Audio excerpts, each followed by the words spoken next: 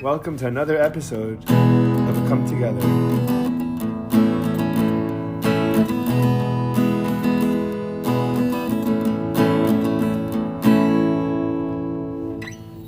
Out, but I normal. I got I get relief from hanging out with people in a casual way. So I had people over last night to watch UFC. Oh, and nice. It just it evaporated it. It's crazy. Like hanging out with 10 people made my stress go away. I almost had a breakdown before I came here. Yeah? And I almost canceled, not because of you, it was just because Yeah. I had like crazy stress. What's on your mind? Everything, life, Yeah. you know, like stuff in particular, but I don't really, it's not that I don't want to share, I don't want to No open. problem. Go into it. No problem. Yeah. And I was like, there's no way I'm, like, I know this is going to be so much fun. We didn't start yet, by the way. I already started recording. Oh, you so, started? yeah. Oh, okay, so let's start. Oh, I'm sorry. But no, don't worry. But yeah. Oh, you have like a professional thing. Oh, no, it's just an app. You get it too. Hello and welcome back to Effie, to Fry. What is it, Fry? Come together. Come together. We're back. We're live. We're back. We're live. Cheers, brother. Chaim, dude, I'm so happy we're doing this. Yeah. Took a couple of months, but Yeah, let's do it. For sure. we're doing good. So you had a lot on your mind over the weekend too. Both of Yeah. us did. Yeah. What? And you don't want to go into it, but can you describe the sensations? Dread. Just dread. Yeah, I was having a great morning and then just like life ponders and my brain into overthinking the machine was overworking and I also started to feel it in my body actually, like just like heaviness and like can't control of my breathing. And I was like, okay, I know I'm gonna go to Effie. It's gonna be great. And already just like being in the car, starting driving. Oh, this is gonna be so much fun. It changes it changes everything, doesn't it? Yeah. I think motion helps. I think that's why whenever I have a ton on my mind, I love to go for a walk. Yeah. And I'll even talk it out to myself. Like I'll even say out loud, like, all right, man, what do we have going on over here? Because this is not we cannot sit like this for too long. You know, for you sure. gotta. I've come to recognize over the years the sensations, and for the most part, realize what's caused. For example, if I feel like I'm not being creative or I'm not working on something that is important to me, like writing or music or exercise or whatever, Yeah. I get down and I feel it, but it's a type of down that's it's almost like its own flavor, its own time of its own flavor of a feeling, and I'm like, oh, I know that feeling. That's the feeling of me not being productive. If I sit down now and I write for 20 minutes, I'll probably feel a little better. Yeah. And I recognize that, and then there are times where it's a different type of feeling, and I try to force it, and I try to resolve it with another type of action, and it doesn't work as well. Yeah. You know what I'm talking about? Do you find that you have that kind, you come to recognize the different parts of your, when you have ups and downs, where they come from? Yeah, and I think to your point also that being in motion, I guess, helps, or doing something creative or something like that.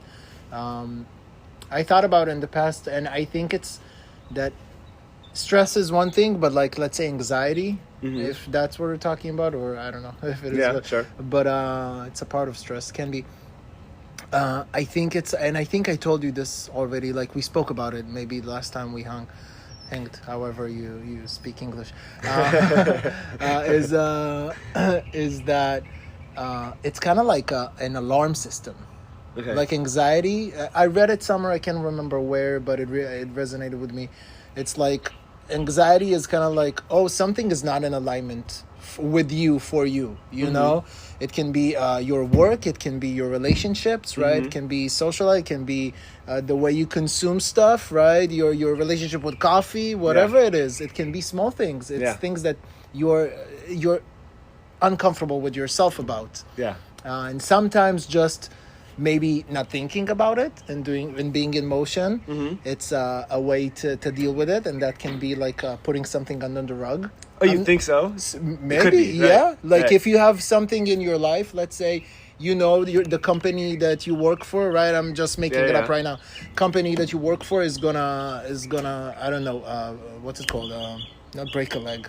Not go out of business? Go bankrupt. Thank you. Yeah. But you got my mind. I got it. Yeah. I got you. Gonna go bankrupt, but you don't want to think about it because you don't want to think about, you know, Have to find a new job and what that means. everything. So you're just like, you're putting it away, and you know, you're playing squash. Yeah. You're playing squash. You're going golfing. So you're making yourself feel good, but also that's not good. Right? Yeah.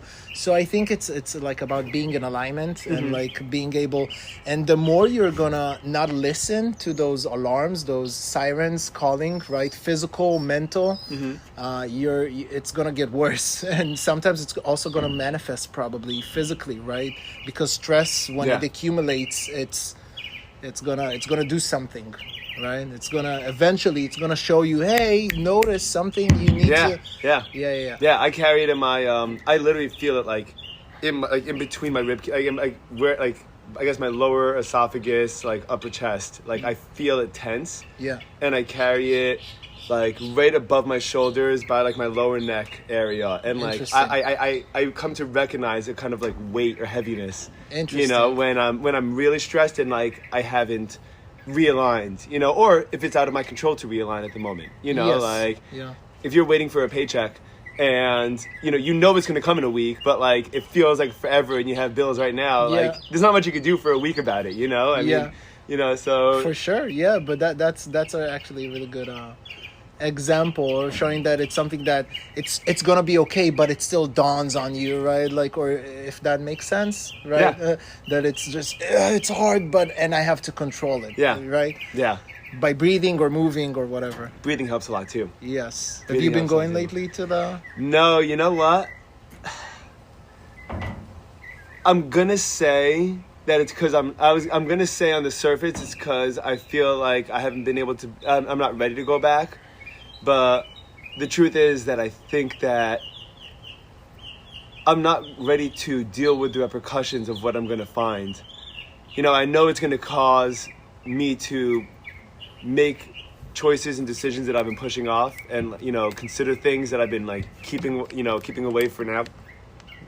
Partly because I have so much going on that I feel like I have enough to juggle. I have to like for sure wait for this to all cool down a little bit, and then that's why I was excited to try the trip yesterday, because I wanted to kind of take the time, like on a quiet afternoon with no distractions and anything like that, and just sit with it for a while. I ended up being I ended up being too focused on what I'm not experiencing that I ended up missing the whole experience. What is. Yeah, exactly. What I could have spent 6 hours just thinking and enjoying, and I was so focused on is this right? You had expectations. Yeah. I had expectations. That's fine. Yeah. But so I haven't gone back because of that. But I found that there's two types of breath work that I try to do that I know of. Right, the one that we're talking about is I forgot the term, I think, but like where you kind of get yourself into a psychedelic state where like you holotropic breathing. Or there's a lot of names, but the name I like is holotropic. Yeah, you want to describe it, the way it works? Holotropic, in short words, and try to sum it up, it's hyperventilation. You're trying to hyperventilate, and does hyperventilating get more oxygen to your brain or less? More oxygen into the body. Okay. Excess, actually, right? That's like a tingly on your extremities. You're depriving your extremities of oxygen, and then you're cramping, and then some say it's also it can be not the best for you, but I think that's an extreme. Like if you're intensely doing it and you're doing it a lot, it might cause, I don't know, like neural stuff, because you're training the body to cramp in specific ways, right? By breathing, and doesn't sound like it's a healthy thing to do all the time, right? But listen, there are worse. I smoke cigarettes, so that's probably worse. But it's great. It's great. I think I told you the first time I did it, I just couldn't I couldn't stop crying. Really? Berz niftach. How do you say that? Yeah, the wells open. The wells kind of open. I couldn't stop crying, and also I felt my whole body like cramping, but then opening, and it was beautiful. Honestly, it was really fun and liberating. Also, when was this? 3 years ago. That was your first time trying it? Yeah, first time trying holotropic breathing. It was great. A couple of years into living here. Yes. And where else were you in your life when you were doing that? Like, what was the state that you were in at that point? Very confused, I want to say. Very lost, very confused. But also, like, I love it. But also, it's amazing, right? Yeah. We're talking about the birds for the listeners. This bag, we have parakeets flying around, bluebirds. Yeah, like it's amazing. I could just hang out back here and look at birds all day. Nice, it's crazy. Yeah. I do actually. You have a small zoo. That's actually great. It's really cool. The iguanas, the cats, the birds, the lizards, squirrels, the lizards, the possums. The possums come back here. Possums are good for you, by the way. I heard that, but they're scary. They look scary because they look dead. Yeah. Right, and they play dead. Yeah. But the thing is, nothing venomous, or is it venomous or poisonous, actually. Not nothing, but most things can't hurt them. They're immune, right? And they also, there was one more thing that they're really good for the environment, like against pests and stuff. Yeah. They're kind of like a dead thing, but they're actually good to living stuff. Yeah, they just freak me out when I'm hanging out back here at night and, just like walks through. They're cute. Like, they're so small. They look like they're not small. cat-sized rats. They look huge. Yeah, and the first time I saw babies. one, I was like, I didn't even know what this is. Like, I didn't even know what I'm supposed to even Google. Like, I don't know what it's. I don't even know what I've never seen anything like what this. What do I have in my backyard? What is this? Yeah, my wife was like, I think it's a possum. And I was like, I don't even know what that is. Yeah. But, it's awesome. So you were confused. Yeah, I was confused. I found yoga, and I found psychedelics and breathing, and I was on a Chazara B'Tshuva, which in English you can kind of say like returning to yourself, finding maybe or finding God, right? Okay. Like this, there's this term. So I had a lot of questions, and sometimes I still do, obviously, because we don't have the answers. But back then I was looking for answers, in a lot of places, in the yoga practice, the movement and the breathing and the philosophy, the scriptures, even different stuff, and also mainly movement, but then breath kind of came in very strong, and then holotropic breathing. That was the first time that I did that. And it was amazing. I fell in love. It feels amazing to cry, by the way. It feels amazing to cry without the walls up, because most of the time when we have our walls up, we're depriving our body of what it really needs. And crying is like an actual, like it's a release, like it's a built up, like, someone told me this and it was so beautiful. All of like the great things in life are build up and then a release moment. Yes. And whether that's emotional, whether that's physical, whether that's even like expectations and mentally, Even like bringing a baby to the world, there's contraction and whoop. Whoa, right. Or death, maybe even. I don't know if I've ever experienced that. Yeah. Not that I can remember my own birth, right? But yeah, it's all. Yeah, and including this, but it's amazing. But it's cool. I love these concepts that could be applied across the board, like where it's a general like statement. And like you could look anywhere. You could look in, nature. You could look in. I do too. Yeah, it's so cool, and that's one of them. It's like truths. Yeah. Right. Yeah. Sometimes it's just like passwords, but I like it. It's like something that resonates and sounds good, right? So yeah, I like it too. I feel you. But I actually haven't went on a breath workshop in a long time, or like a class or whatever, or. With my own life, I mean, I do breathe, obviously, involuntary every day. Sometimes voluntary, I choose, to take a breath, like right now. But you kind of reminded me, going to those classes, that you shared about your experience.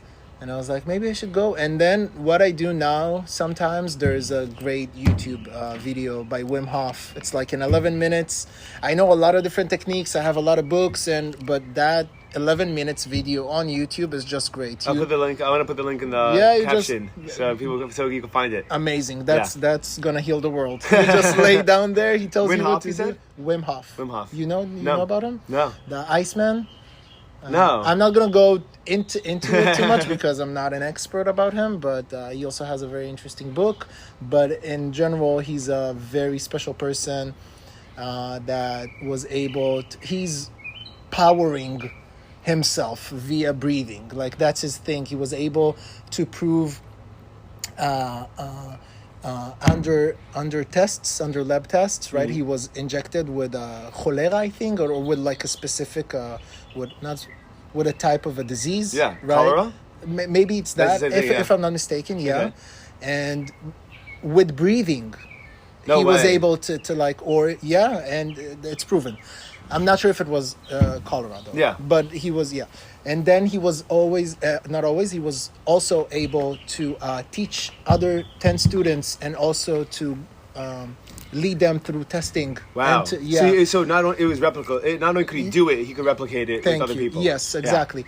And also to keep his body warm, you know, in freezing water. His No thing is cold way. water and breathing and taking people I almost believe it, naked. by the way. Yeah, I mean, it's breath in the yoga. Is everything. Yeah. Breath is everything. I try to get my students It's life to. force. It is life force. I try to get my students actually at the beginning of classes, because I totally understand what it's like for them. But like at the beginning of class, you know, I have them at 4 or 5 o'clock, between 4 to 6:15. Late part of the day, they're in school since 8 o'clock they're in the morning. exhausted. They're either bouncing off the walls or or exhausted, you know, and I get them. They're fatigued, right? So a lot of times I'll put on like this. It's called non-sleep deep rest breathing that Andrew Huberman does. Yeah. And it's 10 minutes, and we don't usually do it all 10 minutes. We just do 3 or 4 minutes just to like get like them to be just a little like recalibrated is what I'd call it, because I can sit there and yell at them all I want. I can sit there and threaten to throw them out all I want, but like at the end of the day, They're they're wired. out, They're wired. Yeah, yeah. exactly. What are you gonna do about it? So I'm like, okay, we're all just gonna take a couple of minutes and just take deep breaths and just recalibrate ourselves. We turn off the light and we do That's that, amazing. and the quality of the performance of the class shoots up. I mean, like it That's is amazing. crazy, you Yeah. know. And all it is and anyone. And I was like, if you don't want to do it, please just leave, because I don't want anyone to talk. And like, you don't have to do it. I'm not making you do it. Take a 5-minute walk, because that might be what you need instead of breathing, right? You Yeah. might need to stretch your legs a little bit, you know, and then come back. And the people that stay are like you could see they're just like. They're back home again, like they're like back in their heads again. They're so used to just being responsive and jumping around and you know, and they're high schoolers. I mean, they're filled with everything, you know. Yeah, and, for sure. you know, and it's so. But one of my students is like, "Why does this work?" And I'm like, "Well, think about everything." I was like, "If you're scared, someone tells you breathe. If you're hurt, someone tells you breathe through the pain. If you're trying to go to sleep, someone tells you what are you supposed to do. You're supposed to breathe a certain way." It's really, there's this book by Dylan Warner. Dylan Warner is a famous yoga teacher on Instagram, very famous. He's the opposite of a Instagram influencer. He's a very, very what's it called? Formal? Not formal. I lost the word, but it's fine. Yeah. He's very into yoga Okay. and a lot of research, okay, but also the scientific side and the neurological side of how breathing affects our body and our brain. And he wrote a book, The Illuminated Breath. Okay. Great book. Yeah. And in the book, he says, he puts in words in a really beautiful way that it's basically the steering wheel of our nervous system, the central nervous system, right? So, are you familiar with parasympathetic and sympathetic systems? I'm familiar with the terms, but not off the top of my head. Rest and Yeah. digest and fight or flight, Okay. right? So, fight or flight is stress, right? And stress doesn't have to be negative, right? Right. It's just stress, right? Cortisol it might be to fight someone who's coming to attack me, a grizzly bear, right? Or it can be I need to do this thing right now. I need to clean the house in Yeah, stress let's because get going. I really want. Yeah, it's useful, right? Yeah, It's it can be a motivator. Yeah, exactly. And rest and digest is procreation and doing life and good stuff, so we need both to have a balance, and the breath is the steering wheel. But most of the time no one teaches us how to breathe. Yeah. Right? No one tells us, oh, you can choose to breathe. Sometimes, like you said, wait, are you angry? Are you going to cry? Which is okay, but maybe breathe. Take 5 breaths. Are you getting angry, right? Try to control your nervous system. In Hebrew, there's a saying, I'm going back to passwords because truths, I like it, right? Please, yeah. "Eizeu הגיבור הכובש את יצרו." Yeah, the person that's strong is the person that can conquer his emotions. Or not his Emotions, nature, his desires, maybe? Yes, Yeah. his desire, his instincts, not instinct. Desires, I'd say. Desires, okay, sure. Maybe. Yeah, person that- Yitzro, yeah. or I would say desires. Sure, we'll call it that. Yeah, Good. maybe there's a better word, but I think that's a good. way to put it, because those desires can be maybe to get angry with something, or to get sad with something, or to get extremely happy. I don't think we should be monks, but sometimes they take over us, right? And then, I can say for myself, sometimes I feel like I have in the past, right? It's something's taking over me, and I'm like those kids in school, they're not able to wait. Maybe this is good for me to learn right now, or maybe to listen, and doing this. So that book is also really great. You can also put that I'm going to put the link on. Do remind me after that. It's to keep track. So we have that book, and we have the Wim Hof. Wim Hof. I'm not sure what's the name of his book. I forgot. We'll find it. We'll Google it. It'll be pretty easy to find. Yeah. That's awesome. In yoga. And you looked into yoga. I don't know anything about yoga. I did 2 yoga teacher trainings, so I'm certified twice. What's that? What's that entail? Is that like? The truth is, well, if you want to go into it, I'm curious. I don't know. There. I'll tell you what came up right now to my mind. So, it's actually the Western world kind of took over yoga with capitalism in a bad way, but also in a good way, that it brings this beautiful practice to a lot of more people, right? Most people think of yoga as this movement thing, right? It's just, it's a workout. Yeah. But it's not. Yeah. But listen, if you think that yoga is just a workout, but it brings joy and happiness and relaxation to your life, I'm happy for you. More power to you. Yeah. Right? But I like to try to research more stuff. So you know where the States where it started, right? Say again. You know where it started? Yoga started? Yeah, Bikram. Bikram. Have you seen the documentary? No. Oh, it's a very bad documentary. Bikram is an Indian guy that he kind of stole or was inspired by some Ashtanga and some different practices, and then made this thing, Bikram yoga, very hot, closed doors, and very military-like. Okay. 1, 2 poses, 3, 4, and it became a cult. There's a whole documentary about it. He doesn't live in the United States anymore. He made a lot of money, and also harassed people and touched people and whatever. Oh, yeah. Yeah. A lot of that stuff happens good. Like that. Yeah, exactly. But he really brought yoga to the West, like, big time. He really helped it. So yoga, I don't teach yoga anymore. I did teach in a couple of studios. Fun? What do you think? Very, very. To teach yoga. Yeah. Wait, what was the certification like? So you had to take classes on it? I did the first course I did online, which was meh. I just did it because I wanted to. Like an in-person experience would always be better for you. Like you want to experience stuff, right? Yeah. Online is really just for the certificate and I want to say for the bitachon. For your own faith, your own. Knowledge or like I can do this. Confidence. Thank you. This is an interesting episode. It's in Hebrew. It's great. I love it. Because a lot of these ideas, by the way, what I love about like using particular words, especially in Hebrew, is that Hebrew is a language where context makes all the difference. And so like you can have 2 words for the same thing, but they're done in totally different ways. And so like it's about the amount of intention what kind of intention you're putting behind the action, and it could change the entire word. Yeah. Like bitachon is like confidence, like in a particular way, but there's other words for like faith, and there's other words for like similar concepts, but just in different applications of that idea. Yeah. So it's fun to like use particular words to understand like why you're using that. For sure. And for your own so it's cool to. I think it's great to do. Yeah. Totally. I like it too that we have. We can do that. We can do the 2 languages. Yeah, it's cool. So you gave you, and then the second certification was in person. I did that in Mexico. I'm also, as a photographer, I went to take photos for them, so I was able to also get paid, do photography, and to indulge in a teacher training, which was great. It was so relaxing. It was Was it corporate kind of thing or not really? Do you do corporate kind of things? What do you mean? Like what company hire you places? Corporate events, photography. Some not anymore. I have the full-time job, so sometimes I have like gigs on the side, but it's not that often. Yeah. Do you like them? The side your jobs? Own gigs, yeah. Yeah. I have a lot of like couple for like engagements Yeah. or maternity and stuff like that. Whether it's friends or I have a friend that she's a producer, so I work. You know, she has clients and I work with her. Okay. So that's always fun because it's around like such happy events. You know, like proposal, dude. Every time I go to shoot a proposal, there's like crazy excitement. You know, like the setup of the whole thing. People come to set up the thing, and then they come, and you can't take your cheeks hurt. You know, from smiling, everything. Because you see them and it's like a core event in their life. Like he's proposing to her, whatever, right? And just like, it's so happy.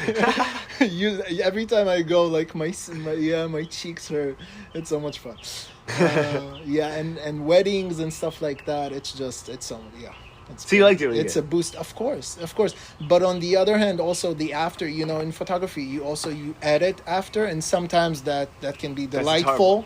Because it's like, wow, art, you know, beautiful photos and editing and filtering. But sometimes it can be also just like work.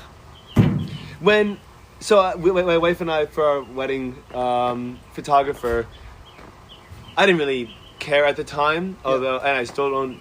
I didn't super care, but you could see with different photographers that they have different styles and like recurring. Like you could look at 10 weddings that they shot, and like you could kind of see like almost like a language, you know, like the same type of style that's like throughout the whole thing. Yeah, for sure. You know, and you get to invite like so, you know, does that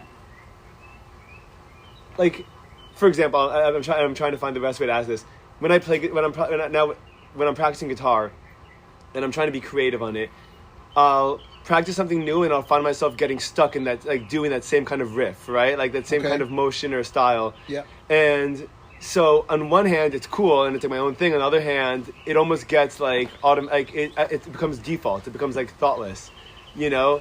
Okay. You know what I'm saying? Like it's not intentional. It's just like, oh, there's now a new riff like a new style kind of a riff that I'm gonna do. Billy Strings was talking about how that's why he still has like music teachers, because he's like, I find myself, especially when I'm doing shows, that I kind of do a similar thing, and I kind of get stuck in it. And he's trying to break through those? And he's trying to break through that to break new creative grounds. So how do you connect that to what you were saying? Because with the photography, yes. Not to photography, to like your own sound. So you're saying you're trying to break through? Yes, to make something new. I get stuck in it. I'll find something new. It'll be cool, and then I'll make a habit out of it, right? And even though it's cool and it's my own unique thing, I'm not growing, you know, like I'm not growing. I'm not getting to the next level, you know. I think you're talking about, and correct me if I'm wrong. Yeah.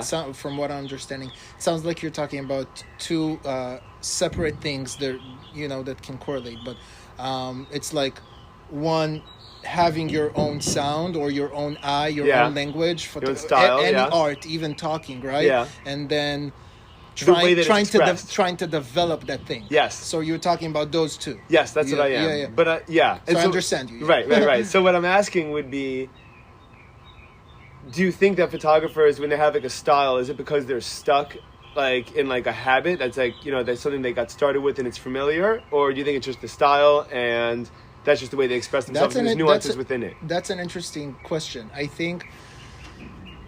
So I'm trying to generalize, you know, like a person spins into an art form. Yeah. Let's talk about photography, right? Okay, so you lift the camera, you look into the viewfinder, and like the way you're seeing so much stuff, and then you're gonna freeze that thing. So are you gonna zoom in? Are you looking deep into details? And your thing is macro, like are you trying to show shapes? Or are you trying to show like a big thing, very wide maybe? Or you're trying to show animals? What?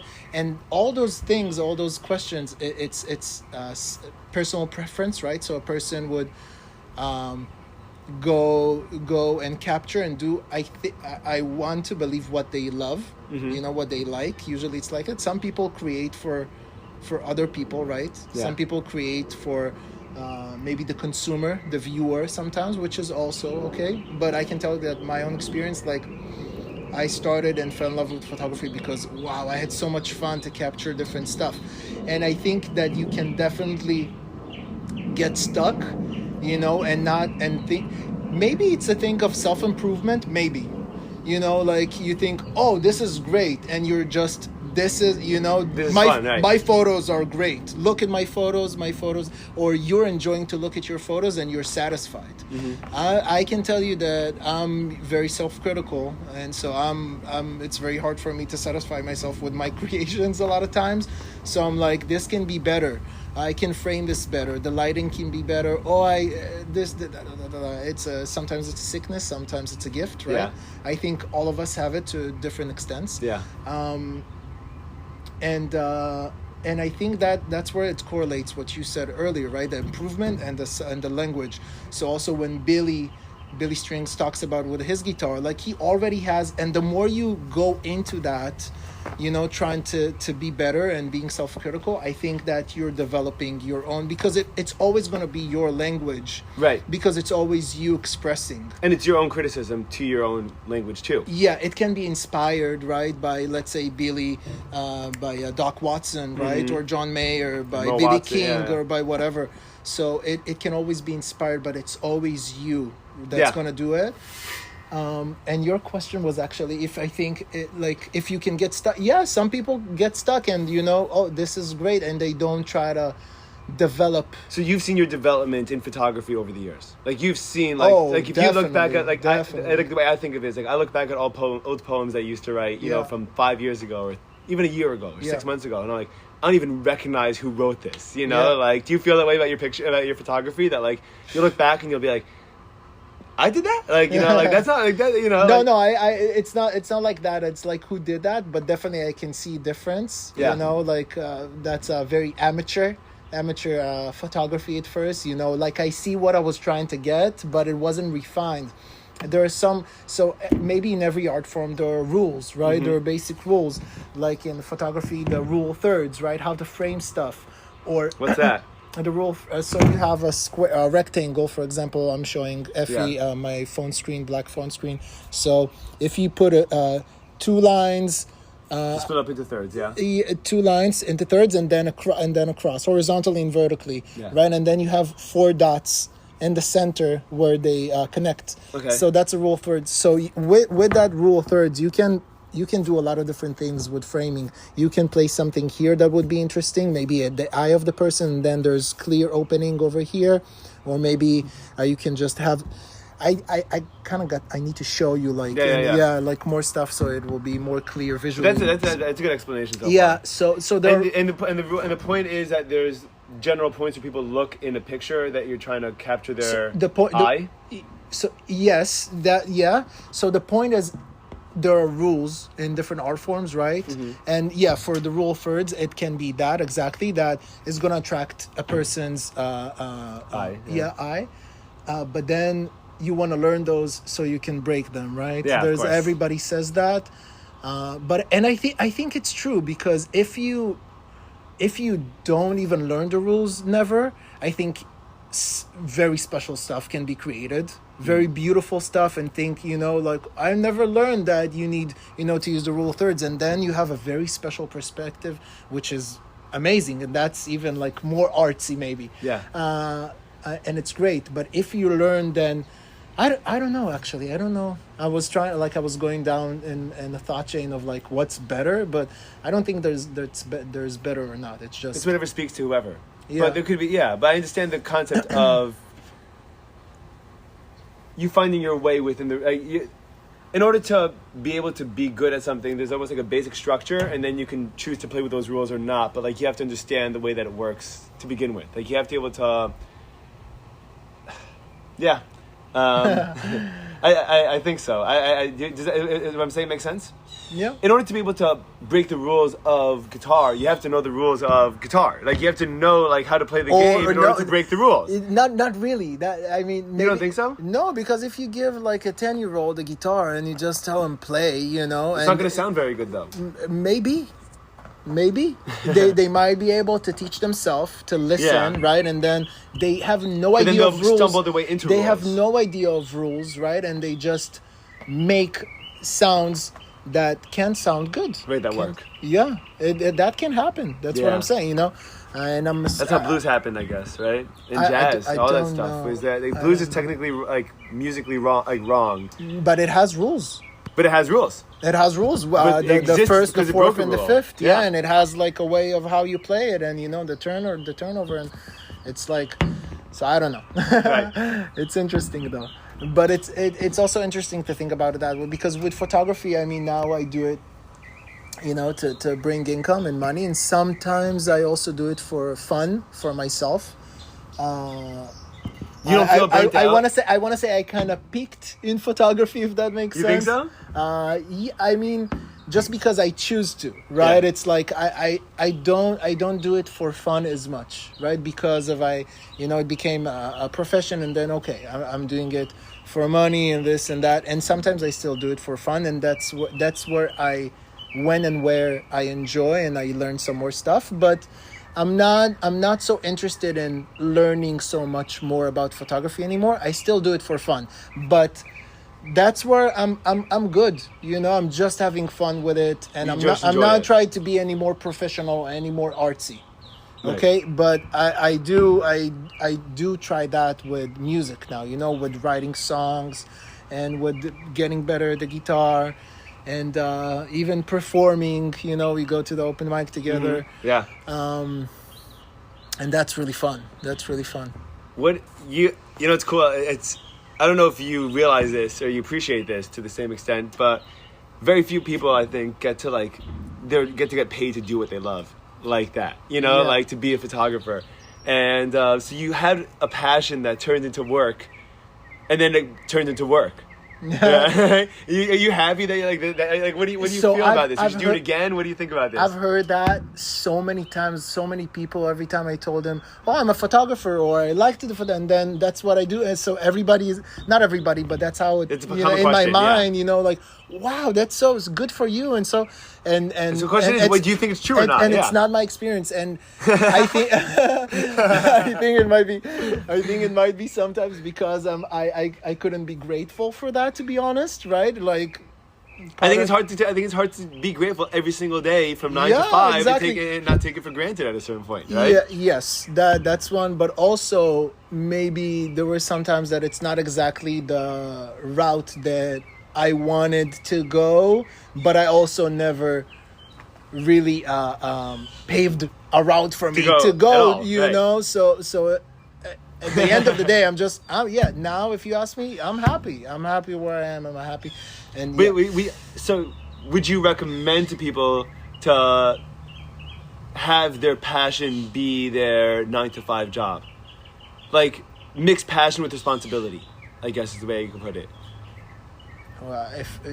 Ask it again. Do you think that mixing the passion and the fun with a professional environment, like you have to get work done and get a number of things done and blend them together, is that a good thing? I don't think I'm actually a good example of that, to be honest, because as I said, now photography is a means to an end for me. Mm-hmm. Okay, I still do it for fun, but it's a means to an end. It's not my. What's the end now? It's not my.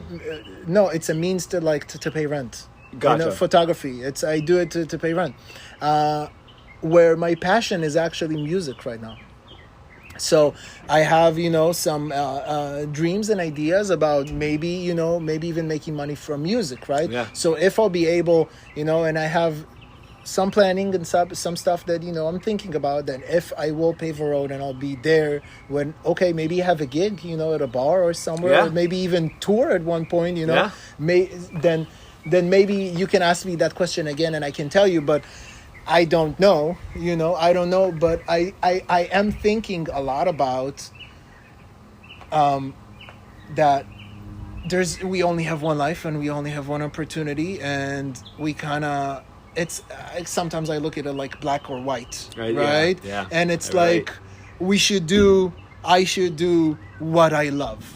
I'm very extreme sometimes, and sometimes I'm very stubborn and thinking that way. It's me, yeah. But there is a gray, there is an in between, and it doesn't have to be an extreme. So now I'm a happy camper. It's not always good, and I'm stressed, and sometimes life gets over. Whatever. That is life, though. Yeah, exactly. I've kind of come to terms with it. I've come to terms with the fact that in order for my life to be great, there has to be times that are hard. And in order for, I think that's what it is. I think that you take it for granted at a certain point. I think that's human nature. I think that human nature is that if something, we're very quick to adapt to familiarity, you know, and so when something becomes familiar, it's very easy to take it for granted and to lose your appreciation for it, you know. And like, it was actually interesting because I had probably had a 3 or 4 year period where all I listened to was Springsteen. I was a huge Springsteen nut, and it really meant like the world to me because he really, the way that he wrote and played and performed, I would only listen to his live shows. Like the way that he performed, like you felt the humanity and the emotion and the struggle and the joy and the loss and the pain and everything, like dialed up to 11. Like you felt it through the microphone, you felt the crowd. You could feel the crowd's tension. You know, in the recordings. It's incredible, right? Like it's really, really amazing. And if you're driving along and you can listen to half an hour or the full 3 hour thing, and like go for the whole ride, like, and you don't have to be there. Like it's so potent that it carries over into a recording, which is really, really cool and really, really rare. But I was thinking to myself, like, this guy, at a certain point I realized, like, he's doing this 4 days a week, 2 sets a night, you know, how does he keep up, like, that, and he's doing the same set, you know, like, don't you think, like, the lyrics start to lose, like, you know, like, do you think, like don't you think the lyrics start to lose value? Like, I know, but well, as Bruce Springsteen, I'll tell you that, yes. I've seen interviews. It's something that, like, so I'm used to listening to one recording, and I'm like, wow, that's so amazing, but like, was it, like, you know, like, do you? I don't. Why do you think you can maintain that level of enthusiasm for that long? I don't know, but why do you question it? That's interesting. I question it because when I practice anything, and I practice the same thing for a really long time, I get sick of it. And if I'm making no money and going to different towns 3 nights a week and playing 2 sets in the same song and telling the same story twice a night, and by the way, maybe I am hooked to telling the story and feeling interacting with the audience. You know, Jerry Garcia used to say that the audience was a bigger part of the show than the band is. A band can be incredible. If the audience doesn't respond, it doesn't mean anything. Maybe it's this. I'm gonna be like poetic. You know, it's like it's love is not enough in anything. It's also, once you understand you have love for something, it's so much work and devotion, right? And you have to find more the meaning develops and changes and grows, right? And a lot of artists would say, you know, it's for the song, it's for the words, and then it's for myself, and that's for my wife, and that's for the audience, and that's for God, right? Whatever it is, for each their own, and it's very interesting. So I'm saying it like I know it, but I don't know. Yeah. But sometimes it feels like it with movement for me. Sometimes doing like workouts, mobility, anything that I move my body, it's to feel better, to take care of my mental health physically, to take care of myself. So as I get older, but also because I love it and I'm willing to work at it. But it's also this. It means something new to you. Warrior mentality, you know, that Kobe. Like, if you know, like, everybody knows Kobe, and his thing was, he loves it. So his way of loving it was, I'm going to work the hardest. Yeah. You think he didn't, you know, got over it at a certain point? Like, it's, who wants to wake up at those hours to work out and then to train and then to play and then to win and then never try to lose, and when you lose you probably feel the worst, right? Be, and that's like a warrior mentality, and that's kind of like trying to be a warrior for love, you know, if we're trying to be poetic. So I your questions, I hear you. That's a really interesting thought. Yeah. Even just the notion, because I guess as you're saying that, the thought that came to my mind is tefillah, is praying. You know, like it's the same prayer. And I say it 3 freaking times a day for 30 years. Yeah. You know, and it means something different. Like, it means something different to me every single time every time I pay attention to it, it means something different to me. Yeah. I can say that, right? Every single time that I try to apply and translate in my head the words to the context of what my life is. Yeah. I'm like, whoa, like it means something totally different now than it meant a month ago, you know? And like, I guess on a day-to-day basis, the meanings change because you're changing. Yes. So I guess it's a great answer. But you're also you're sticking to it, and that's the And you're sticking to it too. That's the hardest thing, to stick to something, right? Yeah. In the bad and in the good, right? And all of it, right? That's what people are very having a hard time with. I feel like nowadays, or maybe it's just me. I don't know. No, but I think people... with work, I have a lot of friends, you know, they change work constantly. Yeah. Relationships, you know, Yeah. marriages are very hard, you know, Yeah. being with the same person. Just like sticking with something, whether sometimes it's I think if it's from love, for love, it would be the best. It sounds so cliche, but that probably would be the best thing to try and do, right? And that doesn't mean that it's all butterflies and giggly and fun and cozy. It just means that, like, let's take Kobe's love for basketball, for the game, right? Yeah. Or Messi's love. It's not easy. There's sweat, right? Yeah. And there's losses, and there's buzzer beater misses, and there's everything. Exactly. And then there's a buzzer beater scores. Yeah. You know, and then there's the championships. Stress, insane stress. Yeah. You know, like fighting for that thing. Yeah. You know, so yeah.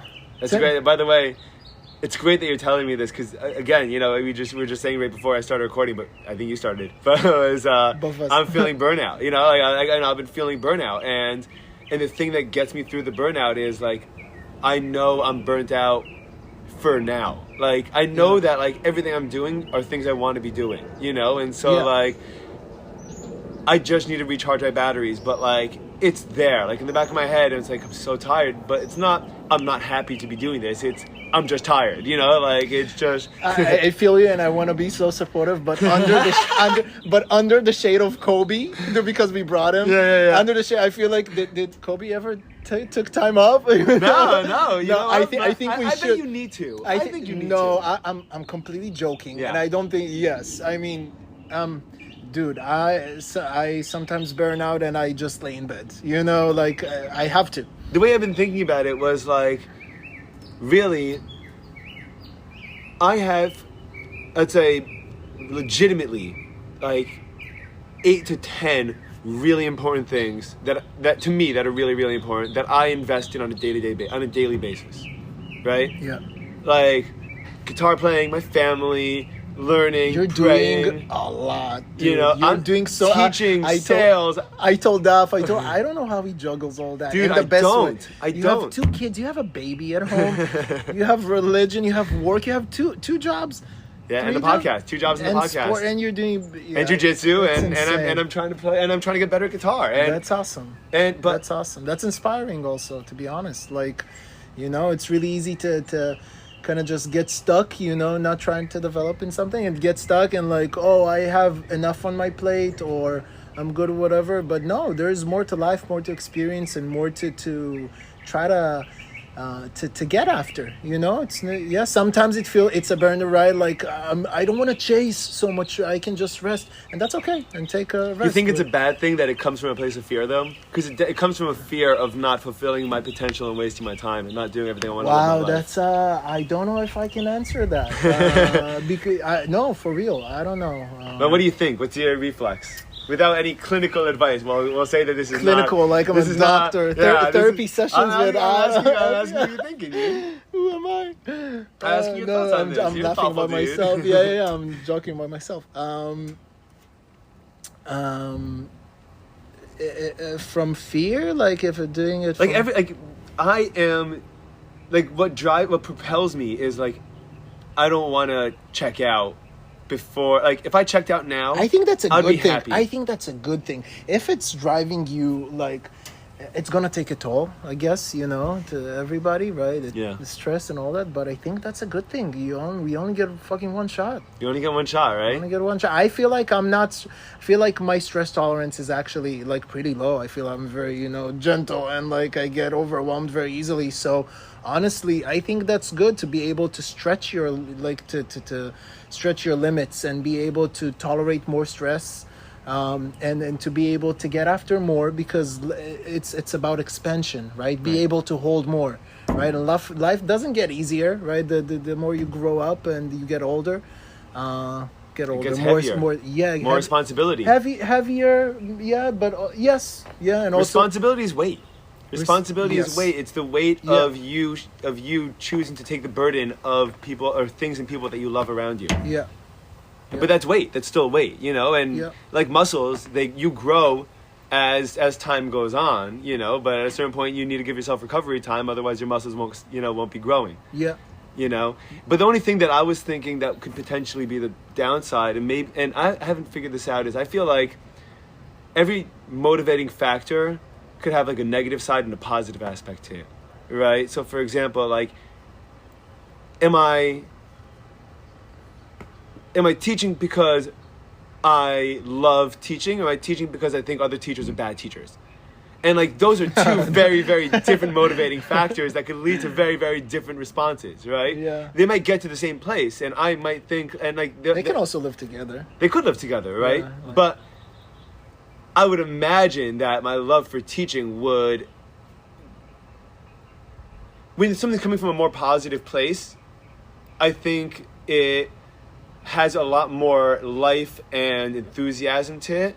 And when something's coming from a little bit more negative place, you might be more effective, but you don't get that joy the same time while Yeah. you're doing it. You know, Yeah. and so what's been I guess kind of like eating at me a little bit is that I feel like I'm doing all these things, but I'm not enjoying them. I'm getting them done because I want to get them done, not because like I'm But having fun doing it. I think that's good. I think that's okay. Yeah? You know, like, yeah. Sometimes you have the initial idea or thought of, hey, I love it. It's what we kind of talked about, right? Yeah. And then the love maybe goes away, and you're becoming Sisyphus. You just And it need comes to- back- and it comes you need back in to waves, push by the the rock up the hill every day, right? And Mm-hmm. it's just okay. I don't feel love right now to teach those kids. Like, I'm tired. I have a lot of stuff on my head at home, at work, whatever, and I need to teach them how to breathe before, and then how to. I can breathe myself. I'm Yeah. sure, whatever, right? Yeah. Sometimes it's just to do the thing, I guess. Yeah. And Yeah. yeah. I'm gonna figure. I gotta find that balance. It'll be good. Yeah. We'll work on it, man. It's all. Constant. I'm constantly trying to. It's so much fun. It's such a trip. It's such Yeah. a trip. But yeah. What do you? Man, there's so many different directions I want to go from here, because you brought up so many different things while I was speaking that I wanted to circle back to. I'm sorry, then. That's good. That's great. One of them was that the idea that people have a hard time committing to things.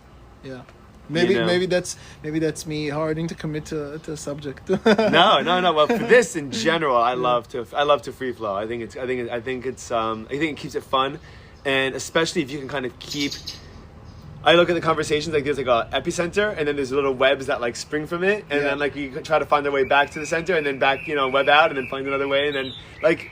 Listening back to this, you're gonna see that like the whole conversation had a theme, and we've been exploring different like sidetracks along the way. Nice. But it has a theme for sure. It happens a lot without even me realizing it most of the time. Yeah. But I've been thinking a lot about that too, because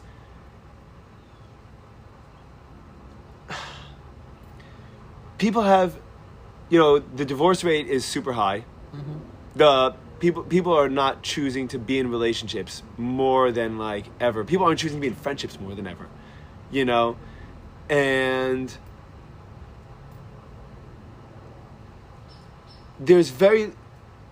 it almost feels like a lot of people think, what's the point? Because I think that what makes someone commit to something is the promise of something, of something great happening at the end.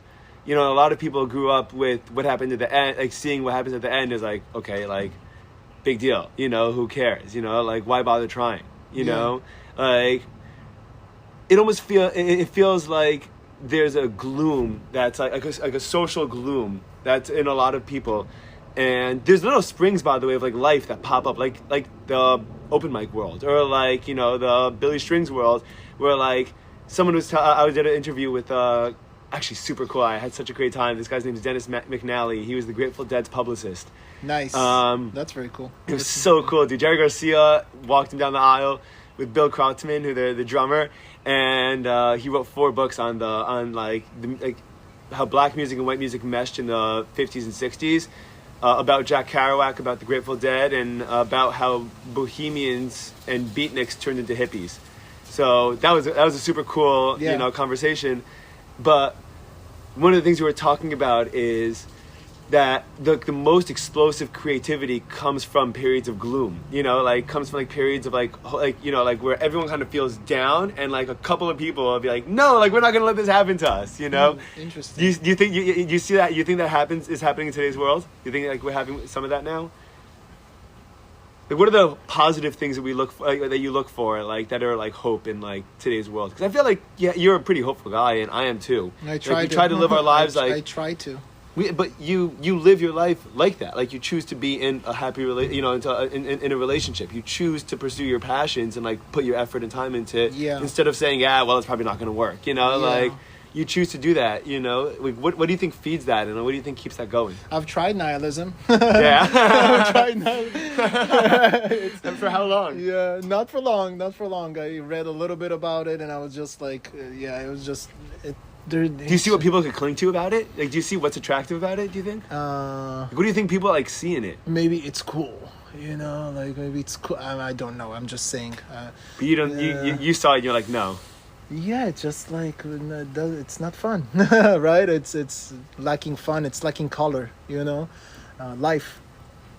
But also life can be, you can feel down, you can be depressed, so people, but you don't. But that doesn't define it. It doesn't when you have down period. You're not a down person. When I meet you, I don't think this guy's dead inside. I think this guy's got a lot of life. But I have dealt with I want to say not really diagnosed, but in high school definitely felt depressed, and So I think that to your point, I'm looking at the bigger picture. I think it's because it's hard. It's hard nowadays with technology in 2025, with the news, with how our day-to-days are built for most adults, grown-ups, right? Around the phone, a technological thing, right? That's taking over our brain and our chemistry and our hormones. And sometimes I don't even try to look to people in the eyes, because I'm looking down, dude, and I can't read them. And they headphones also do that to me, by the way. AirPods. If I'm walking in Costco, even if I'm not even even if I'm not looking at my phone, I find myself avoiding people's eye contact when I have my headphones in, for sure. So we already lost the village, it takes a village, right, to raise a kid or to live. So we already lost the village years ago, obviously, right? But now even more so, it's really hard, and without being depressing, because we want to be hopeful, but it's just really trying to find within yourself your friendships, and be able to really care about the people that are around you, and not to look at the negative stuff in your life and in their lives, and it's really hard. It's work as well. Do you think how would you teach someone, if someone asked you how to make a friend, how would you teach them to make a new friend? Because I think a lot of people are looking for friends, and a lot of people don't know how to get them. Do you think you can teach it? I think it's I think you can. I think you can. I think that. Tell me. I think that friendship is the experience of having something in common, or some kind of shared interest with another person, and then establishing a sense of trust based on that interest, right? So, for example, when you and I met, right? Yeah. We were clearly both.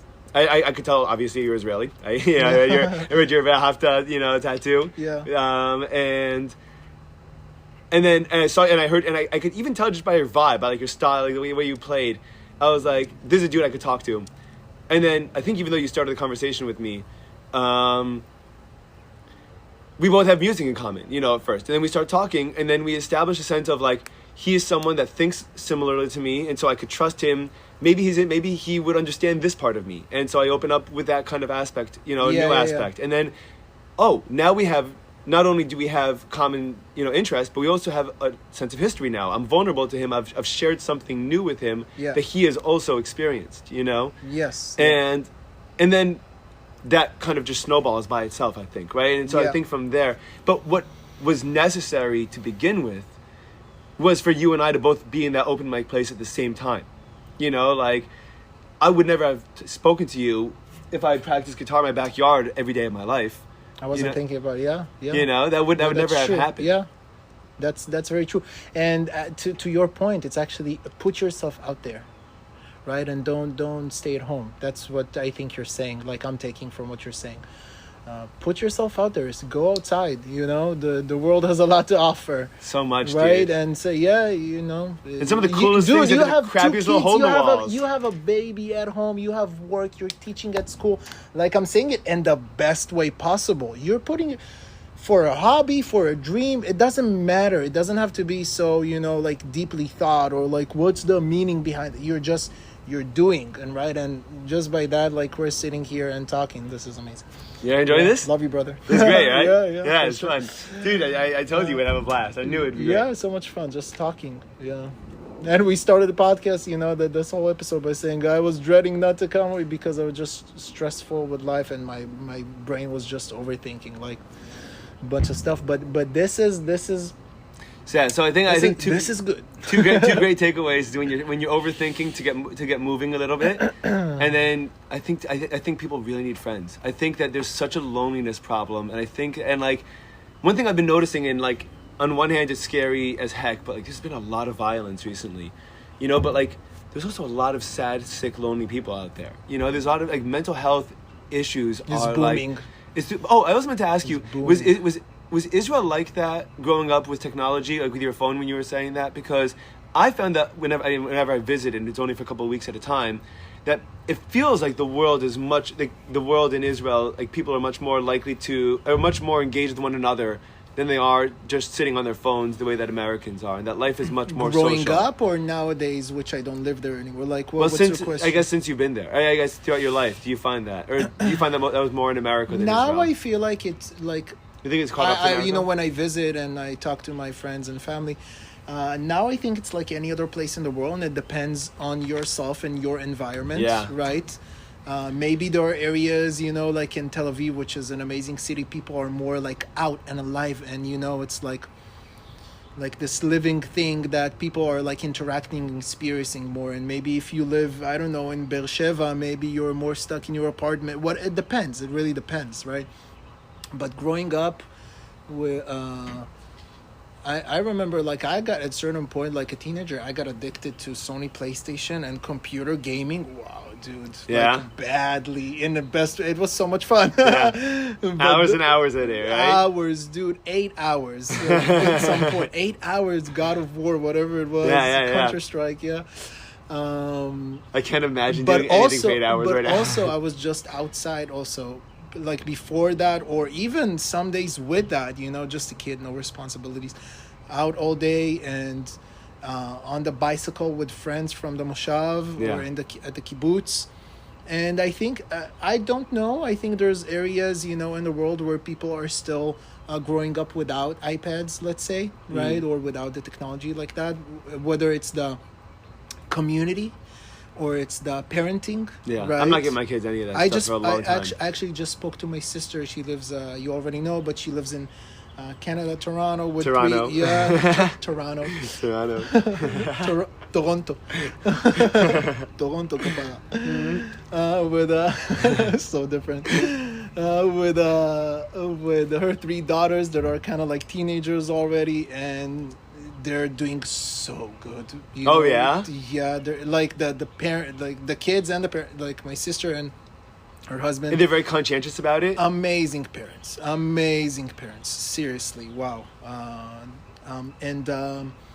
But she just shared with me actually that it's really hard to try to keep them off of the screens, you know, because it's inevitable.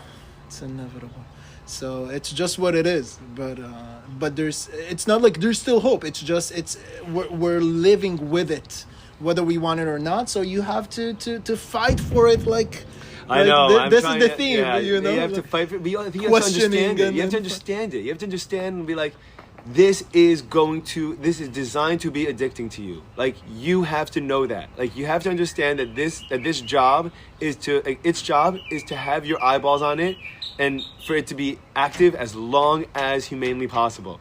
And like, I think that I think giving kids that knowledge and letting them know it's not like that there is a reason why. Like, it's not that they're being bad. It's not, and I think this is also not like you're like, oh, social media is bad. Get off your phone. Like kids like, but I like my phone. Like I really like my phone. Like, yeah, to explain, you're supposed to like it.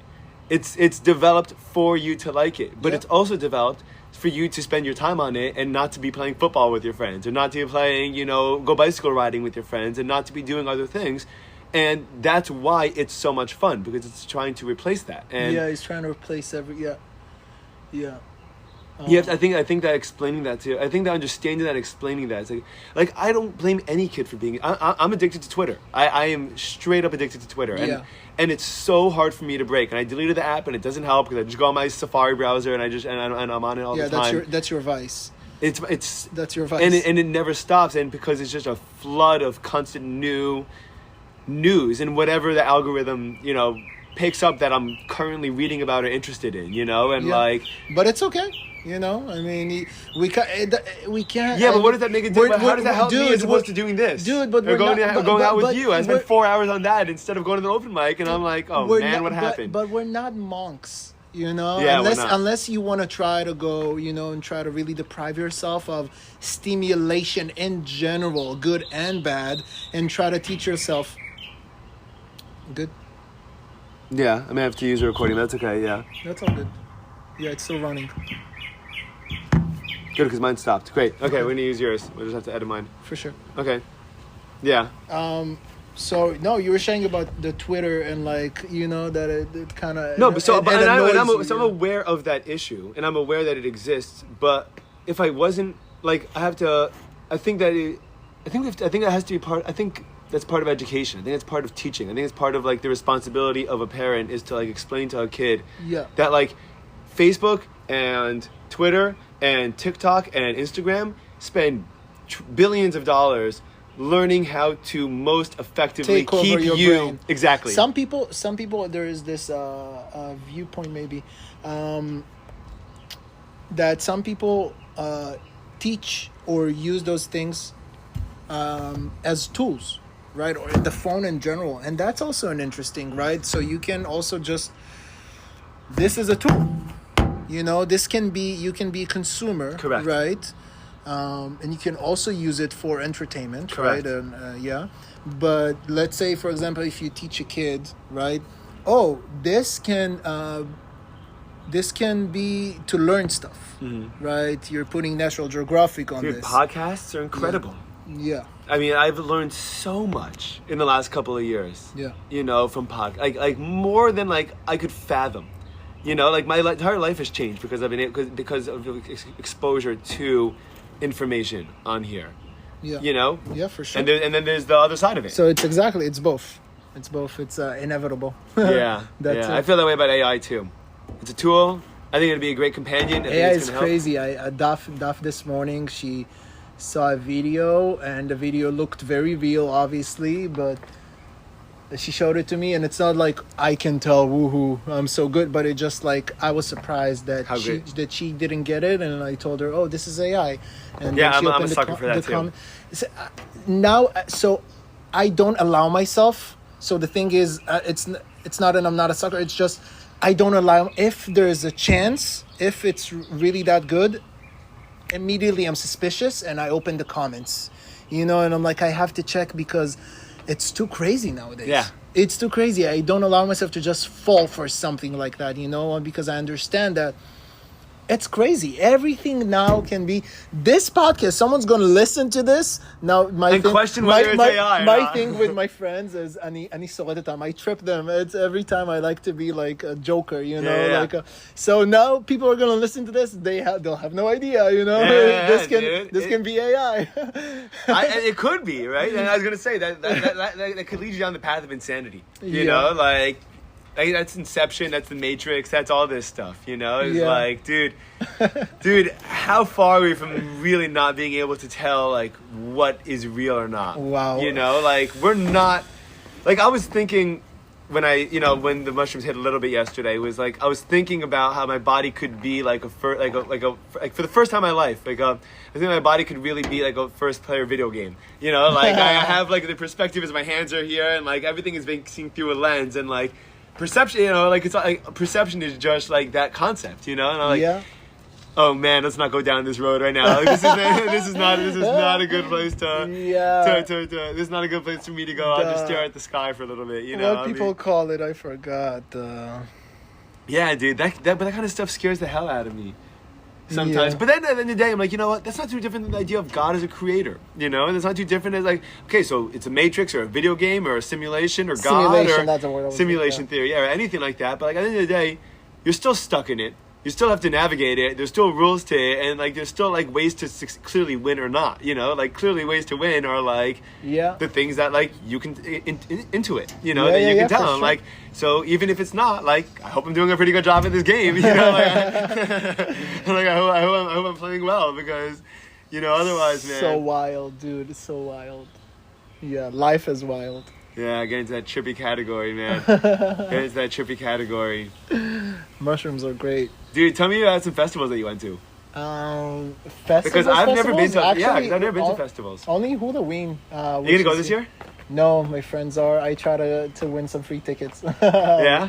Yeah, on Instagram, but I didn't get them. But what about also, as a photographer or as a press? No, I don't want to work when I mean, it can be actually a fun experience, but if I want to go with my wife, and have fun and just experience, immerse in the experience, I don't want to work. Yeah, I just want to. I'm reading the Electric Kool-Aid Trip. Do you know what that book is? You ever heard of it? It's about, I think the guy's name was Neil Cassidy, that bought the bus in the 60s, school bus called Further, and they painted it with day glow and like tie-dye, and the entire thing was supposed to be, you ever hear of the acid tests from the 60s? What's it called? Yes, I think I heard it. That's where the Grateful Dead started playing. Is basically it was like a giant party and like a huge. So I'm not familiar with it. So these when acid was first making its way to the States. Mm-hmm. By the way, and I didn't know this either, San Francisco was the epicenter of Eastern culture meeting Western culture, because that was the furthest point east Makes sense. I never thought west rather of America, but before you get to the east. And I never thought of I never even like conceived that would like be the relationship, but like Buddhism and yoga and all this stuff started in San Francisco, like it started like in that part of the world, because Chinatown is huge there, and the whole Asian school of thought, was just like, that was the first place to come into, like the mafia was so big in New York and Boston because they're all coming from Ireland and Italy and everything like that, east. So the same thing from the West. They'd have these acid tests where there's no alcohol. At the time, acid was legal, and they just rent any space. It could be a warehouse, it could be an apartment, it could be a park, it could be wherever, and everyone going and took acid. The Grateful Dead would play, or they'd get a bunch of bands that would play, and and they would have artists and paintists and visuals and everyone just doing whatever they wanted, and everything was legal because the cops would come. And you can't. It's not like take acid. No. Yeah. By the way, they would get spiked all the time. They'd be like, "Oh, you want some orange juice? You want some, punch? You want some cake? You want whatever?" Crazy. That's crazy work. Dude, can you imagine spiking a cop? That's not cool. Can you imagine a full Lauderdale cop giving them acid? It's for a good cause, I guess. For a good cause, but no, spiking anyone is not a good thing to do. But interesting. And so so it started this. So they're like, we should take these acid tests and take them on the road. Yeah. And so they loaded up a bus with a film crew, and they just wanted to drive across the country from LA to New York and back, and just bring this new far out look, across the country and see how people responded to it. Wow. And the footage was awful because everyone was on acid the whole time, or mushrooms, or whatever. And they couldn't do anything with the footage, but one guy that happened to be a writer that went along with it documented the whole thing in a book called The Electric Kool-Aid Trip. Wow. And so I'm just reading that right now. Cool. Why do we do things like that today? Just go on an adventure like that? Yeah, but the Grateful Dead would put on free concerts in the park just for the sake of people just hanging out together. And they'd be like, you know what? Oh, people do it though. Yeah, do they do? I mean, there's in the I don't know about the these park things. in Hollywood, you have a bluegrass free festival like every, I think, once a month. Really? Yeah. Do you go to it? I went once. 2 years ago. It was great. I didn't think about these things. Yeah. But there's things happening all the time. Yeah, it's just we're in our own, World. own worlds, and we're going to open mic, for example. We're doing the open mic. Yeah, but it's hard to find. It's the open mics. I mean, like even if we wanted to go to more, where do you find? They're hard to find. People don't want to do them very often. How do you organize? And I've had many places that have told Google me. search away, and you're finding probably like around like whatever's around you. I know, but there's not a lot, right? And then I've spoken to people about like starting them up like in breweries or starting them up in different locations, and like, okay, get people to come, and like, well, that's you want to start something like that's what you're saying. Well, I don't know how to get people to come. And I get people to come. I would love to start something. I think that we need. I think it would be a huge benefit to everyone in every capacity in this country. Would be more embodied experiences. Would be more people getting up, leaving their houses, and going to do and going to be in other places with other people. I'm a huge advocate of it, and I know for a fact, isolation is the worst thing you can do to people. It's so easy, and I've thought this could have happened to me so many times over in my life. I went a very typical route where I was in high school, I went to college, I got a degree, I got a remote job where I could live wherever I wanted, have an apartment by myself, be home for 10 hours a day, and then be in my apartment. I could drink or smoke weed or do whatever to go or be healthy, go for a jog or whatever. But I'm probably not going to be because I'm a 22-year-old living by myself, and I have my phone and and I'm working remote, and I'm tired at the end of the day, and I could go days or weeks without seeing people. Solitary confinement is like the worst psychological punishment you could do to anyone. For sure. And it's happening on a mass scale everywhere, and without even thinking about it. And with like it's that, like voluntary. It's voluntary prison like that. Very interesting. Yeah, I agree with you. I want to encourage to people have to a do solution things for more. that. You want to do something. Well, so I think that's a huge benefit I know in my life. And like I've talked to a lot of my friends recently that just about the benefits of religious lifestyle is like the community, like for sure. Whatever. Like I hang out with people. I'm with people every single day. I'm with groups of people every single day of my life. Whether it's 3 to 5 people in jiu-jitsu a couple of days a week, or whether it's 20 people in synagogue, even if I'm only talking to like 4 or 5 of them, I still am with and talk to, 4 or 5 people. Community. Community. And then people come hang out because you know what? You're someone that lives 2 doors down, that has a kid, and that's also working, long hours and wants a beer at the end of the day. And so am I. So let's just sit in my backyard together for 20 minutes and have a beer and go home. And like, that is so healthy. That's so like for sure. Forget what you think about like God or organized religion or anything like that. Like, it's just healthy. How many people have that? No, I agree with you. Kids are growing up playing football with each other every Saturday, for 4 or 5 hours because they can't do anything else. There's no phone or electronics or TV or anything like that. The only option you have is to knock on someone's door and say, "Hey, is your kid home? Can I play with them?" And you go up in like a really healthy environment. It's really so. I think it's I'm really trying to encourage people to do more things. It puts you out there. Yeah. And I think that, and I'm sure that even if religion is all BS and all made up, which I don't believe it is, but even if it was, it's still a pretty freaking good thing. Like the alternative. I don't think it is.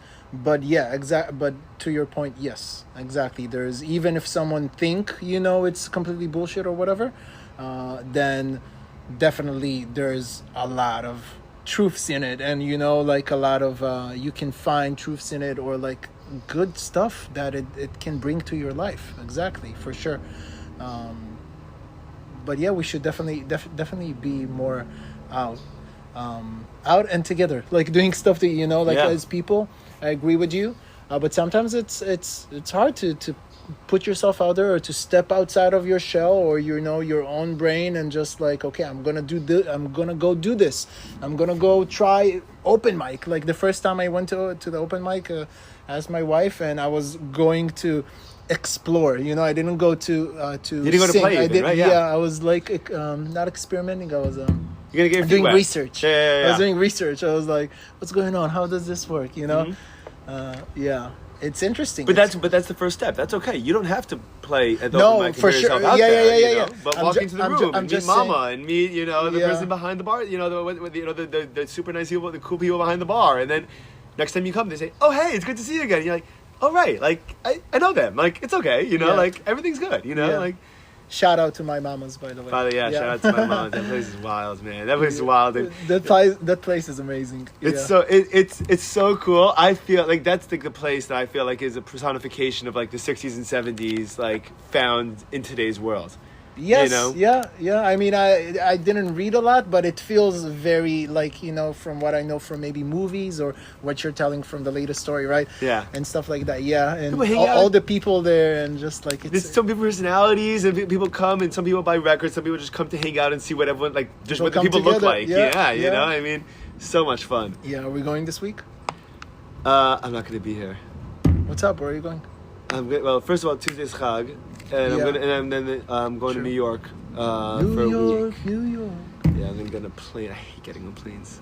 Yeah, but I it's a hate short getting flight. planes. It's a short flight, so it's. I know, but I have to pack. I got to pack for 4. Oh. Actually, by the way, I'm not even gonna do all the packing for 4. My wife is, but I'm gonna be Yeah. schlepping the things for 4. And then you got to be on the plane. Yeah, but that's like 3 hours. I mean, I you have know. kids, so it's different, but I sometimes like movies. That's where I catch up on like silly movies, Yeah. on a plane. I don't know if you can do it with 2 kids. I cannot. Maybe maybe. The best I could do is take an edible and like listen to the Grateful Dead in one ear, Yeah, while and I'm then like hanging out with chew on everyone the else. other Yeah, hand, exactly. Yeah, that's the best I could do with that. But sure. it's okay, And then, by the way, flying by myself since then has become a luxury. Flying by myself is like, this is awesome. I'm by myself. I'm playing solitaire or ball breaking, on the screen the whole time. For sure. On the way, where was I going? I think from Israel to Amsterdam. No, Amsterdam back to America. That's a longer flight. Yeah. Longer flight. I legitimately probably spent 4 hours playing ball breaker on the plane, and like I felt my eyes hurting and my head hurting, and I'm like, I never get to just like sit and do nothing. I'm just gonna melt gonna your soak brain in it. and Yeah. for sure. It's amazing. Yeah. It's amazing. Nice. But So no open mic. I'll try to go. go I to it think I'll though. go, yeah. Go to it. By the way, going by yourself is more fun, I think. I actually had a lot of fun last time we went together. It was really cool. You could be Yeah. more risky without anyone there. There's no pressure of like the person that No, you know. but like, going with a friend, it doesn't feel risky. It feels risky in quotations. Going with someone, I don't know, like going with my wife was horrible for me. yeah, it wasn't fun for me too. No, It was hard because yeah. I was also like I'm trying to impress my wife. Like at the same time, like I don't want to like It's a too close of a person. Yeah. Right, and Yeah. like already there's like you guys know each other a lot, and yeah, exactly. But with a friend, it's like I don't care. Like yeah, I feel like like next to you, I don't care to fumble. Yeah. Or to goof around. because or I don't give a crap. yeah, exactly. And vice versa. Exactly. So that's fun, You Yeah. just and that's also a big thing about like just being out there with a community or with friends, like Yes.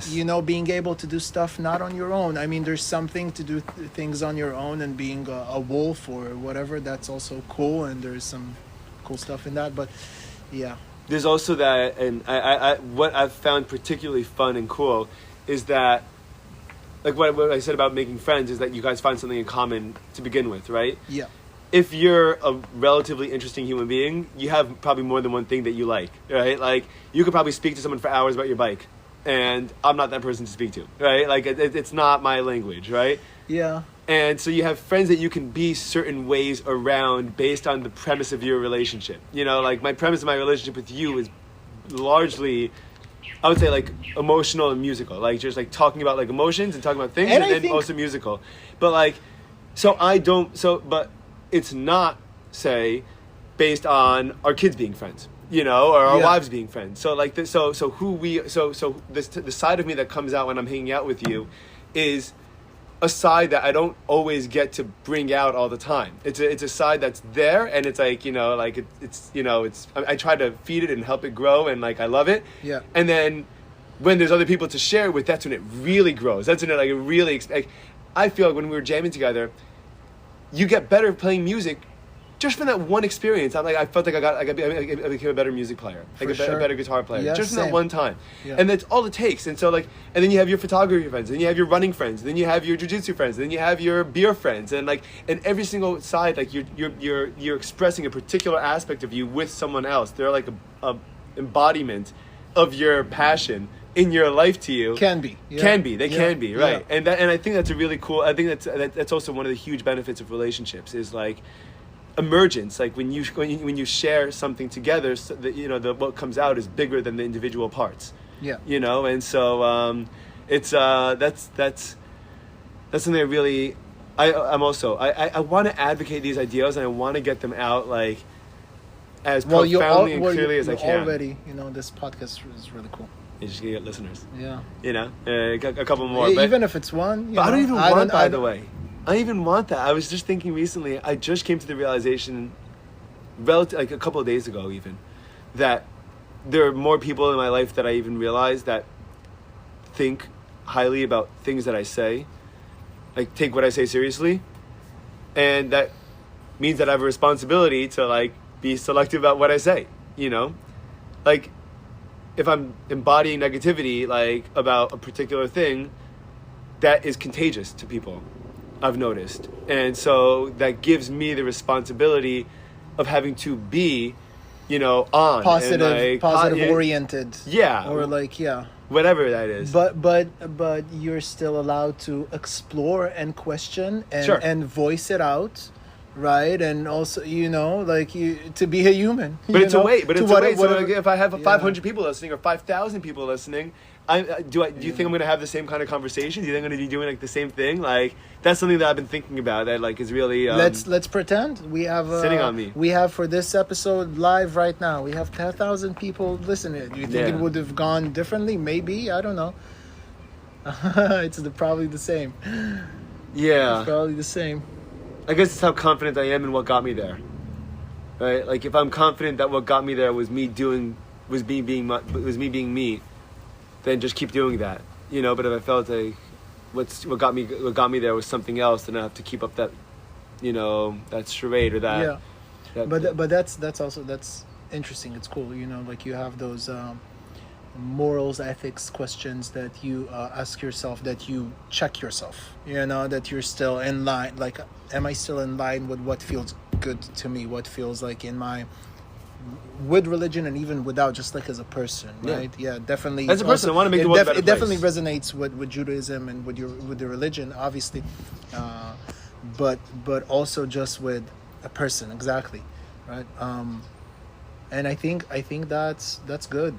I think that's good, that you can, you ask those questions to yourself, and I think more people actually should ask questions like that in general for about themselves. Like, am I doing good for the people around me? Yeah. I don't think enough people ask.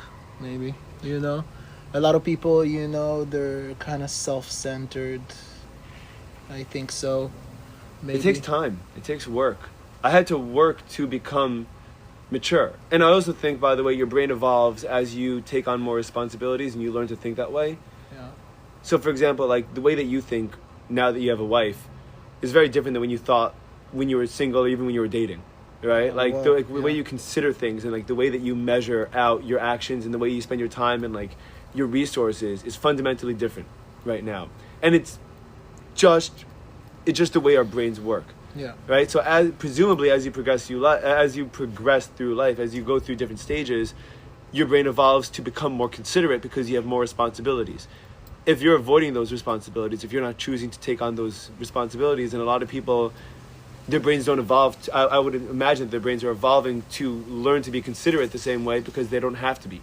Like, I think part of like my consideration is out of necessity.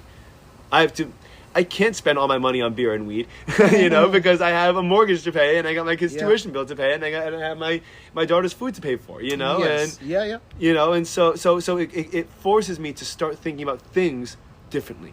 It forces me to start thinking about, well, now that I'm considerate about my money, how am I with my time? How am I with my interactions? I think that's why sometimes people can be, or not sometimes why people can be. I think that that's why there's a lot of weakness maybe in the world, let's say, that I think there is, because people don't take enough responsibility on themselves, which is not fun, right? Yeah, right. You know, I had conversations with my dad that I straight up told him, like, I don't want to work, I don't want to do, you know, like I told him, if I straight up told him, if I could, I was running the audio, whatever, told him, if I would just lay on the beach and be a bum, you know. Just but you think you would be satisfied with your life? I had a moment in time that it was really easy for me to say that and think that, right, without really doing it. I was just like, I just want to see sunsets all day and just be in the ocean, you know. Just want to ride a motorcycle and come back to the ocean and just like play frisbee, or, you know.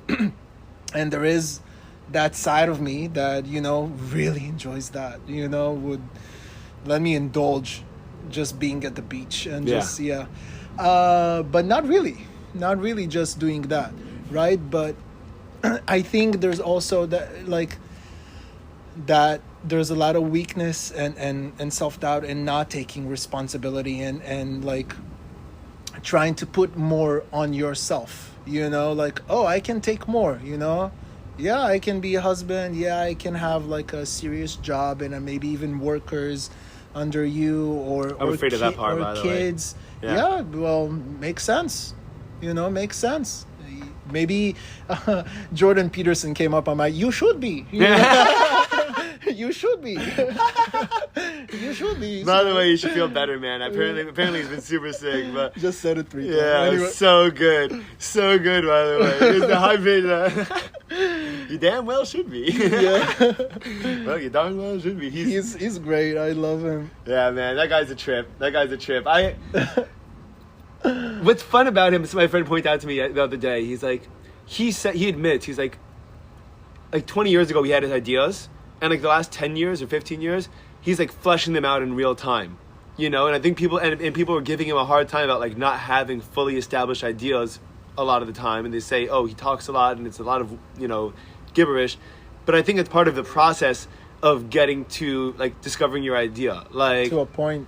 To a point, you think? No, you're saying. To a point, yeah. So, for example, you know, if there's something about there's something that's bothering me about teaching, right? And I felt like I was investing myself in trying to find the most fun classes for my students. And for some reason, and I tried to keep them fun and entertain them, like it's gonna be music and it's gonna be a project and they're gonna be able to like choose their own way to do it. It's gonna be so much fun. And then I explain to them and I'm like, and here it is. And they're like, how many sentences does it have to be? And I'm like, what? I don't care. Just like do it well. And they're like, no. And I'm like, oh wait. And then it took me months to like talk it out to my friends and like be like, I don't get it. And like, what could it be? And you know, maybe it's the way that I'm presenting it. Maybe. And then I realized like, oh, wait a minute. I'm teaching because I want to teach, and they're in school because they're forced to be in school. And if they're not in school, then their parents are gonna get mad at them and they're gonna be in trouble. And like, we're both coming at this from totally different areas. Yeah. And like, it took me like 3 or 4 months of talking this idea out with different people, like my mom and my friends and my wife and the principal of the school, and like talking about these ideas. And then after a certain amount of time talking at it, like it just like it's almost like a sculpture where like you chip away at different like pieces. No, it's not that. No, it's not that. And then like you have the final product. Like, oh, now I see what this is. This is what it is. Very cool. Yeah. Honestly, it's very cool. Very interesting also, and very, very connected. I can see what you're saying about Jordan Peterson, and I think that's also a part of like, you know, the mainstream thought or consciousness, right? That it's everything, especially nowadays, has to be rushed.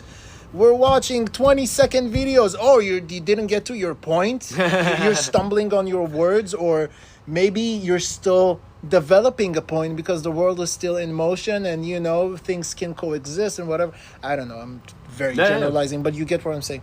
It's very interesting what you said, that, you know, it took you a few months to really see the whole picture and kind of figure it out like that. That's cool. There's a lot of things. There's a lot of things that happen. And I think that's been for me the most useful and helpful tool to get to know myself, is really talking to people in a very open and honest and raw way. Because and then getting feedback, and a lot of times being forced to explain yourself helps make sure that you really understand the idea well. You know, it's a classic thing with, like, you know, when I was in school, the teacher was like, "Oh, do you get it?" And I'm like, "Yeah." I'm like, "Okay, well, say it back to me." And you're like, "I can't, but like I get the idea." Are you familiar with this white Jamaican boy? His real name is Gideon. I forgot his Instagram tag, but shout out Gideon. So it's like, I don't know, like his content sometimes, you know, it's like 18 plus, right? It's not for kids, right? The things he talks about or whatever. But he's hilarious. Okay. But he trolls people. So for example, he would go in Jamaica or in the United States and he will tell you a joke, and he will say like, "You want to hear a joke?" And then in his patois Jamaican accent, "Okay, go." And then the fish and the lizard, and they said hello, and he starts laughing, and then the other person laughs too from discomfort. Yeah. And they and then do you get it? Funny, right? And then you get it, and then the person says yes, and he's like, "Explain it." Yeah. And then it's crazy work. Yeah. It also shows you, by the way, what people find funny. Right, like I love going to the movies and laughing with an audience. Like I love going to the movie. Like I'm a Marvel fan, right? Yeah. The feeling Same. when Captain America in Endgame picked up Thor's hammer and the whole theater exploded was such a moment where it was like, how many people are, We how many knew seats are in the it. IMAX theater, right? It's like 200 people are all there, and everyone goes, "Ah, woo!" And start clapping, and like you're just surrounded by people celebrating, and you're like elated, and like, and then you watch it again at home, you're like, "That was pretty cool," you know, like, you know. But like, there's something so, and that also either goes to like the shared experiences that like these things are contagious, you know, and these things, and like you walk away and they're heightened and they're fun and they're cool, but you know, back to the point is that the best way that I got to know myself is because I'm trying to explain myself to people. And if they don't get it, it forces me to try to explain it more clearly, or cut away crap, or cut, you know, to the root of things or the core of things. And then I'm like, oh, wait, that's what it really is the whole time. You know, and I didn't even know that, though. I didn't even know that until I was like talking to you and figure it out. Yeah. You know, so it's all there, and you kind of, and it helps to talk and refine it. And that's why therapy, I think, is so useful to people. And that's why people that like have close, good friends, a lot of times are mentally a lot more healthy if they feel like they can confide in people and have real conversations. 100%, yeah. Because you're not just speaking to yourself without words, like you're thinking, right? Yeah. You're not just in your head. You hear yourself, which is a different process, probably also neurologic, like physically, Totally. right? You're listening to your pitch. Even right now, the diction, right? That's how you say diction? Diction, yeah. Diction. I was about to say dictation. Dictation is another word like that's also similar, yeah. Dictator. To dictate something is to lead the way, yeah. Interesting, okay. You dictate to Siri. Yeah. So you hear yourself, right? And then you can, if you're being aware and really trying to listen to yourself and what you're trying to listening, right? Yeah. Then you're able to really process yourself better or differently, right? Even the way that you write things down, for sure. Yeah. And that's your point, you know, like being out there and maybe talking to other people and being together. I definitely notice a big difference, just like even with you, or just speaking to friends, for sure. Because if I'm not doing that, then I'm not feeling well. We need to be outside. Yeah. My favorite question to ask people is, what are you thinking? You know, so what do you think? And they're like, about what? I'm like, I don't know, whatever's on your mind. Like, I want to hear like I want to like hear your train of thought. I want to, and a lot of times, by the way, and I could tell who I like based on what their answer a lot of the time is, because if people get annoyed by that question, they're like, I don't want to bother like thinking about expressing what I'm thinking. And I'm like, but that's not really like fun, you know, like you know, like, okay, we could talk about something stupid that I could look up on Twitter, but like, I want to get to know you. Like, I want to get to know like what makes you a human being. You know, like there's something there that like I want to have a relationship with, and if there isn't, then like, what am I having a relationship with? You know. Yeah. Maybe there's no, because you know, not everybody connects, you know, like it doesn't. I have friends that the friendship is different, you know, the conversations is different, and it's also like different depths. You know, it can be a little more shallow or whatever, and that's also Yeah, they also have the purpose. It's fun. yeah, It's fun. for sure. Should we get to jamming a little bit? Yeah, but call it I here? think off. Yes, let's call it here. This is a lot of fun, dude. I really appreciate it. Is this your first podcast you did? First podcast. What do you think? It was really fun. I mean, it's another conversation with you. So I know, but it's just talking shit. I think it's a great time. I think Yeah. it's a ton of fun. All right, dude. Thank you so much for doing this. I really appreciate it. Come together, Right now. Effie.